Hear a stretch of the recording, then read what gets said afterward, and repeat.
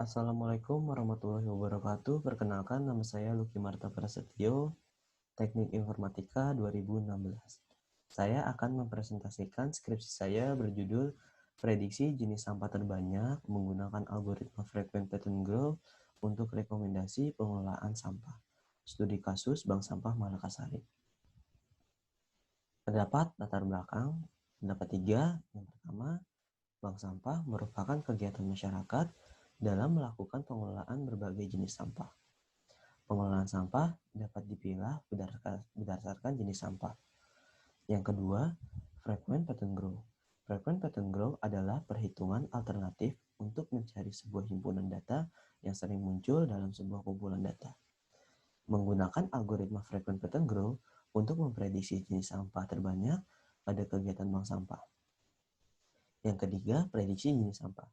Hasil prediksi untuk menentukan jenis sampah terbanyak dengan menggunakan data periode Januari hingga Maret 2020.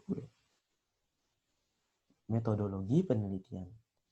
Terdapat 4, yaitu pengumpulan data, penyeleksian data, analisis algoritma frequent pattern growth, dan yang terakhir, pengujian. Selanjutnya ada pengumpulan data.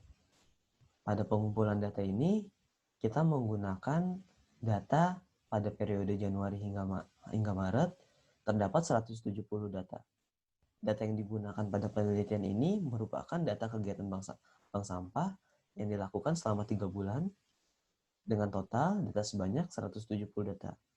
Untuk menentukan jenis sampah terbanyak dengan 11 jenis sampah yang berbeda, hasil tersebut diharapkan agar peneliti dapat melakukan prediksi jenis sampah terbanyak dalam waktu 3 bulan dengan hasil rule, minimum support 2 item set, dan minimum confidence.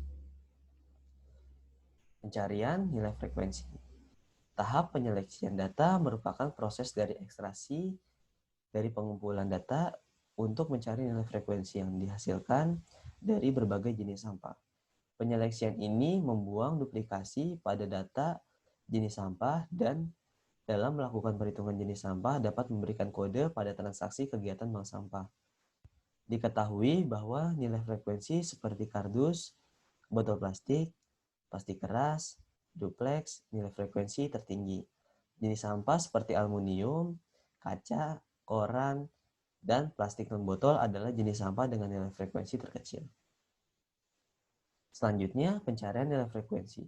Hasil dari pencarian nilai minimum support pada proses pembentukan item set terdapat standar dari minimum support yaitu 0,4. Dapat diketahui bahwa jenis sampah yang tidak memenuhi syarat standar minimum support yaitu koran, gelas plastik, plastik non-botol, kaca, kaleng, aluminium, dan tutup botol.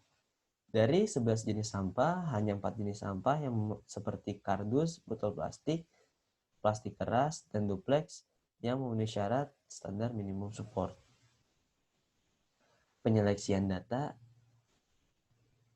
Di samping merupakan tabel dari penyeleksian data, di mana hanya ada 4 jenis sampah yang memenuhi syarat dari minimum support, yaitu kardus, botol plastik, plastik keras, dan duplex.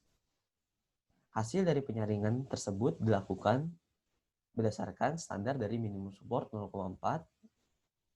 Dan selanjutnya kita dapat lihat pada tabel selanjutnya yaitu tabel conditional pattern base. Conditional pattern base. Tabel di atas merupakan tabel dari conditional pattern base di mana nilai duplex atau DPX merupakan nilai terkecil dan untuk mencapai nilai duplex atau DPX harus melalui beberapa item seperti kardus atau KRDS, botol plastik atau BP, dan PK, plastik keras. Begitupun plastik keras atau PK, untuk mencapai nilai PK item harus dilalui seperti KRDS, BP. Untuk mencapai nilai BP harus mencapai nilai dari kardus. Conditional FV3.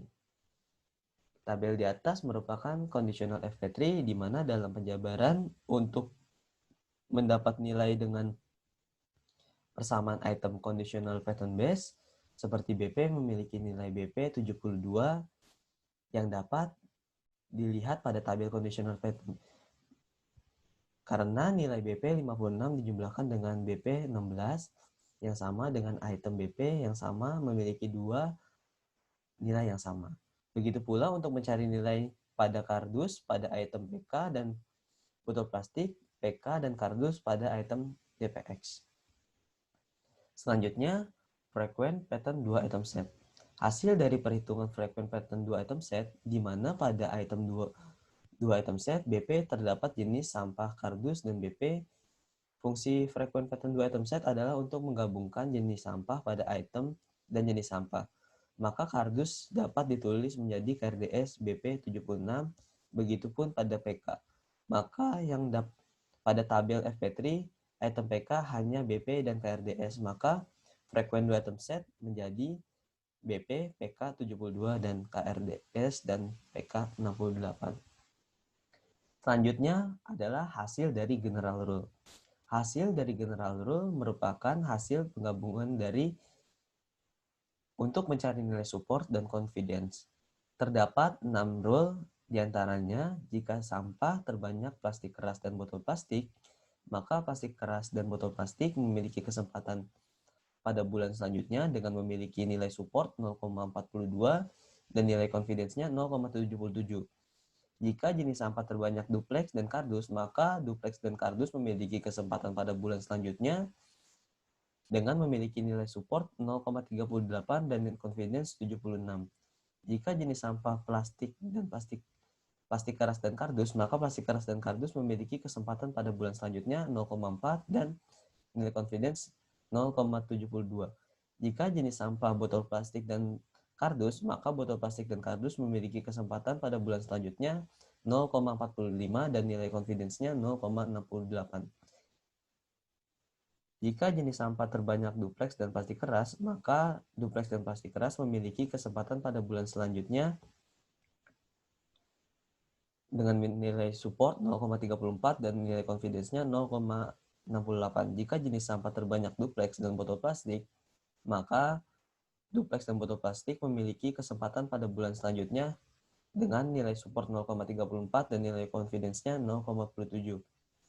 Jadi, jenis sampah pada bulan selanjutnya dengan nilai terbesar yaitu plastik keras dan botol plastik dengan nilai supportnya 0,42 dan nilai confidence-nya 0,77. Jadi itu saja yang bisa saya sampaikan. Kurang lebihnya mohon maaf. Assalamualaikum warahmatullahi wabarakatuh.